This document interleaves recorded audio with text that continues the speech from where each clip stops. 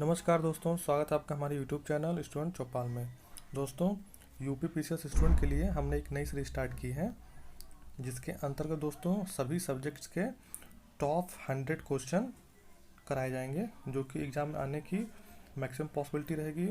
और दोस्तों, ये जो क्वेश्चन का जो सिलेक्शन है, ये दिल्ली की एक ऑफलाइन कोचिंग है, कैरियर एम्पावर आईएएस नाम की एक कोचिंग है। उसके द्वारा दोस्तों ये प्रैक्टिस सेट तैयार किया गया है।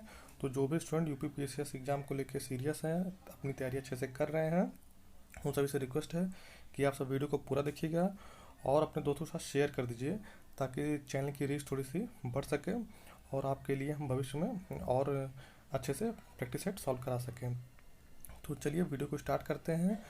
और दोस्तों, आप सभी को पता होगा कि हिस्ट्री यूपी पीसीएस के लिए बहुत ही इम्पोर्टेंट सेक्शन है। तो जो भी स्टूडेंट हिस्ट्री में अच्छा स्कोर करना चाहते हैं, वो वीडियो को पूरा देखें। और अगर आप हमारे टेलीग्राम चैनल से जुड़ना चाहते हैं, तो टेलीग्राम का लिंक वीडियो को डिस्क्रिप्शन में दे दिया जाएगा, आप वहां से जाके ज्वाइन कर लीजिएगा। चलिए वीडियो को स्टार्ट करते हैं। दोस्तों, इससे पहले पार्ट में हमने 20 क्वेश्चन सॉल्व करा दिया था। आज हम 21 क्वेश्चन से स्टार्ट करेंगे। और दोस्तों, अब हम 10 क्वेश्चन ही कराएंगे, ताकि वीडियो बहुत लंबी ना बने और आप आसानी से कर सकें। और दोस्तों, career empower IAS coaching institute वालों ने क्वेश्चन का तो सिलेक्शन बहुत अच्छा सा किया है, लेकिन क्वेश्चन थोड़े से लेंदी है, इसीलिए 10 क्वेश्चन रहेगा, तो आप उसको आसानी से कर सकेंगे। और जो आपको इम्पोर्टेंट क्वेश्चन लगते हैं, उसको आप राइट डाउन करके एक कॉपी में सभी क्वेश्चन को कलेक्ट कर लीजिए, सभी सब्जेक्ट वाइज। चलिए, अभी हम हिस्ट्री का क्वेश्चन सॉल्व करा रहे हैं। इसके बाद polity, economy, geography, environment, science सभी के क्वेश्चन सॉल्व कराएंगे। चलिए वीडियो से जुड़े रहिए। चलते हैं पहले क्वेश्चन पे। Question number 21। जबकि ऋग्वेद के पुरुष सूक्त ने पहली बार चतुर्थ प्रणाली की उत्पत्ति का उल्लेख किया है, एक और वैदिक ग्रंथ उसी सिद्धांत को दोहराता है, वह कौन सा ग्रंथ है? आप जैसे ये सभी जानते हैं कि जो 4 वर्ण की बात की गई है, सबसे पहले ऋग्वेद के पुरुष सूक्त में इसकी बात की गई थी। तो आपको बताना है कि एक और वैदिक ग्रंथ उस सिद्धांत को दोहराता है, तो वैदिक ग्रंथ कौन सा है? ऑप्शन है आपके अथर्ववेद, शतपथ ब्राह्मण, गोपथ ब्राह्मण और बृहदारण्य उपनिषद। तो आपको बताना है इसका राइट आंसर क्या है। तो दोस्तों, इसका राइट आंसर है ऑप्शन नंबर डी, इसका राइट आंसर है। चलते हैं अगले प्रश्न पे। Question number 22। निम्नलिखित में से किस संगठन को वैदिक काल में नरिष्ठा कहा गया है, जिसका अर्थ है इसके आदेश का उल्लंघन नहीं किया जा सकता? ये दोस्तों बहुत इंपॉर्टेंट क्वेश्चन है, आप इसको याद कर लीजिए। बहुत इंपॉर्टेंट क्वेश्चन है, इस क्वेश्चन के आने की पूरी संभावना है। या तो आप इसको मिलान भी दे सकता है कि 4 ऑप्शन दे दिया, एक में नरिष्ठा दे दिया, उसका ये दे देगा कि इसका उल्लंघन नहीं किया जा सकता है, ठीक है। या नरिष्ठा का संबंध किससे है, ये भी पूछ सकता है। तो आप इसको याद कर लीजिएगा और वीडियो को पूरा देखिएगा। आप लोग सिर्फ 10 क्वेश्चन कराएंगे, तो आसानी से जल्दी से देख सकते हैं। अगर वीडियो की स्पीड आपको स्लो लग रही हो, तो सेटिंग में जाके उसको 1.5 भी कर सकते हैं आप अपनी सुविधा के अनुसार। या जैसे जो भी स्टूडेंट खाना बनाते हैं या कहीं बाहर घूमने जाते हैं, तो गाना सुनने की बजाय ये क्वेश्चन ही सॉल्व कर लेंगे, तो उनको ज़्यादा बेनिफिट मिलेगा। चलिए प्रश्न पे आते हैं। आपको बताना है कि नरिष्ठा जिसका अर्थ होता है इसके आदेश का उल्लंघन नहीं किया जाता, किससे संबंधित है? सभा, विशद, समिति, गण। Question number 22। तो इसका राइट आंसर है ऑप्शन नंबर ए, नरिष्ठा का संबंध होता है सभा से होता है। चलते हैं अगले प्रश्न पे।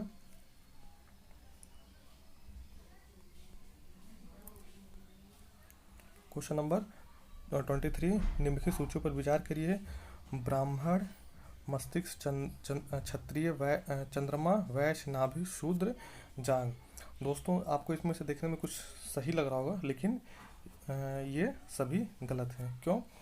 क्योंकि अभी इससे पहले वाले क्वेश्चन में बताया था कि जो 4 वर्ण की बात की गई है, सबसे पहले ऋग्वेद के पुरुष सूक्त में बात की गई थी। तो उसके अनुसार दोस्तों, जो ब्राह्मण का जो संबंध होता है, मुख से होता है। क्षत्रिय का संबंध भुजा से होता है। और वैश्य का संबंध पेट से होता है, उदर। और शूद्र का संबंध पैर से होता है।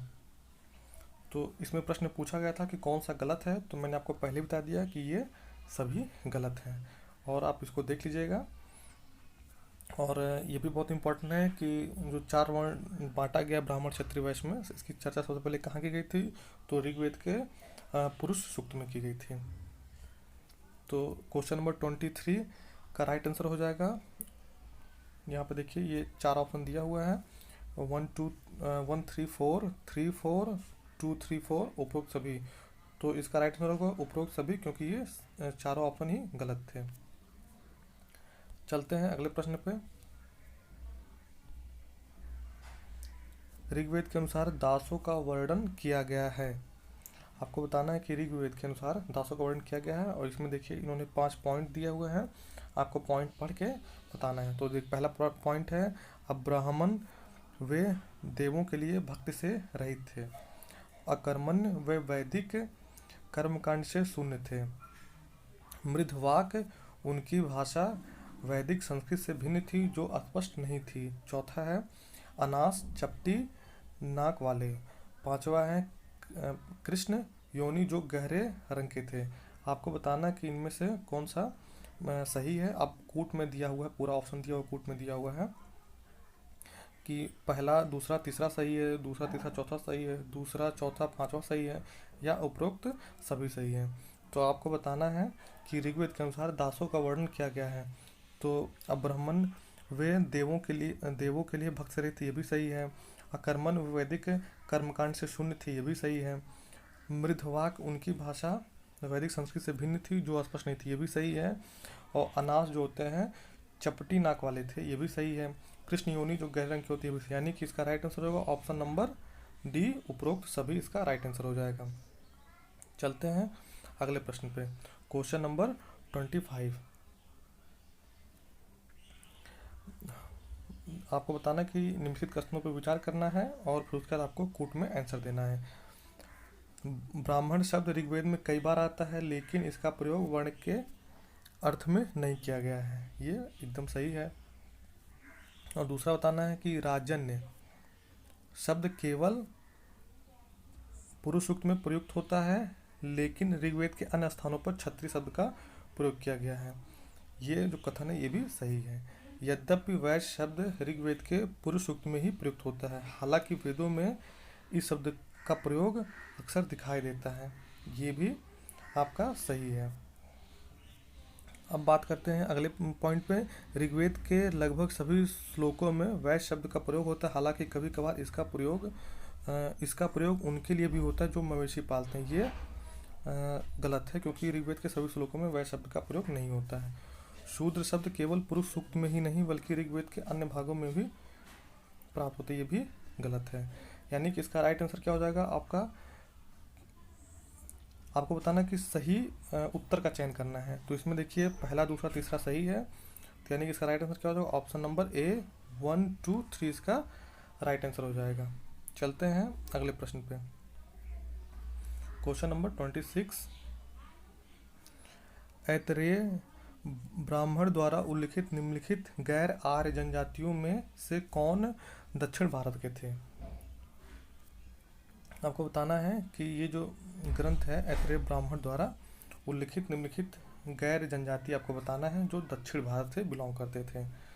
आपको पहला ऑप्शन है पहला पॉइंट है आंध्र, पुंड्र, पुलिंद, शबर, मुतिब। आपको इसमें से बताना है कि कौन दक्षिण भारत के थे। तो ऑप्शन आप देख लीजिए, ऑप्शन है ये 4 ऑप्शन दिया हुआ है, उपरोक्त सभी 1 2 3 और 1 3 4 और 1 4 5। आपको बताना है इसमें से कौन सही है। तो इसका राइट आंसर होगा ऑप्शन नंबर सी, इसका राइट आंसर होगा 1 3 4। अब यहाँ पे देख लीजिए क्या है, 1 आंध्र, पुलिंद्र और सबरा, ये आपके जो गैर आर्य जनजातियाँ थी जो कि दक्षिण भारत से बिलोंग करती थी। चलते हैं क्वेश्चन नंबर 27 पे। निम्नलिखित में से कौन सा समूह उपनिषदों का सबसे पुराना समूह जो संभवतः ईसा पूर्व 8वीं शताब्दी से संबंधित है। आपको इसका राइट आंसर बताना है। तो बृहदारण्य, छंदोग, ऐतरेय, तैत्तिरीय, कौशातकी, मांडूक्य और मैत्री। यहाँ पे ये 7 होगा, ये 7 पॉइंट होगा। आपको बताना है कि सही कूट का चयन करना। उपरोक्त सभी ये गलत है। 1 2 3 4 5 6 यानी कि ये मैत्री को छोड़ के बाकी सब सही है, ये भी गलत है। 1 2 3 4 5 यानी कि यहाँ तक, ये दोस्तों आपका राइट आंसर होगा। ये दोनों गलत हैं, बाकी ऊपर सही है। तो इसका राइट आंसर हो जाएगा option number C. Question number 27, निम्नलिखित में से कौन सा समूह उपनिषदों का सबसे पुराना समूह है जो संभवतः ईसा पूर्व 8वीं शताब्दी से संबंधित है? तो इसका राइट आंसर है 1 2 3 4 5, इसका राइट आंसर है। चलते हैं क्वेश्चन नंबर 28 की तरफ। उत्तर वैदिक काल में सूत्र से क्या तात्पर्य था? आपको बताना है उत्तर वैदिक काल में सूत्र से क्या तात्पर्य था। तो बौद्धिक बहस, आश्रम, बृहद त्याग और घरेलू समारोह। इसका राइट आंसर होगा ऑप्शन नंबर सी। सूत्र से क्या तात्पर्य है? बृहद त्याग का तात्पर्य है सूत्र से। चलते हैं क्वेश्चन नंबर 29 की तरफ। निम्नलिखित में से कौन सा युग्म सही सुमेलित नहीं है? सिरा को हल कहते हैं, सही है। सीता, फरसा, दतरा, दरांती और सुरपा, कुल्हाड़ी, ये गलत हो जाएगा। तो 29 का राइट आंसर क्या होगा? ऑप्शन नंबर डी इसका राइट आंसर होगा। ये सही सुमेलित नहीं है, बाकी सभी प्रश्न सही सुमेलित हैं। क्वेश्चन नंबर 30, उत्तर वैदिक काल में स्वराज्य और विराज या वैराज्य पदों का उपयोग किस अर्थ में किया गया था? आपको इसको बताना है कि उत्तर वैदिक, ये ध्यान दीजिएगा, उत्तर वैदिक काल की यहाँ पे बात हो रही है। स्वराज्य और विराज या वैराज पदों का उपयोग किस अर्थ में किया गया था? आपको ऑप्शन दिया हुआ है कि राजतंत्रात्मक सरकार, आदिवासी सरकार, गणतंत्रात्मक सरकार, निरंकुश सरकार। तो इसका राइट आंसर है ऑप्शन नंबर सी, गणतंत्रात्मक सरकार के रूप में इसका प्रयोग किया गया था। तो दोस्तों ये थे आज के 10 महत्वपूर्ण क्वेश्चन। ये थे आपके 10 महत्वपूर्ण क्वेश्चन और अभी अगला पार्ट मैं जल्दी अपलोड कर दूंगा। और आप पूरा जितने 100 क्वेश्चन हैं आप उसको पूरा देखिएगा, आपको एग्जाम में बहुत बेनिफिट होगा। क्योंकि दोस्तों जो क्वेश्चन होता है उससे आपकी सोचने समझने की क्षमता भी विकसित होती है। आप कोई चैप्टर पढ़े रहते हैं, उस चैप्टर से कोई कठिन क्वेश्चन आता है तो आप ये रियलाइज़ करते हैं कि अच्छा मुझे इस तरह से अपने क्वेश्चन को तैयार करना चाहिए था ताकि ये प्रश्न गलत ना हो। तो चलिए ठीक है, मिलते हैं नेक्स्ट वीडियो में, तब तक के लिए धन्यवाद।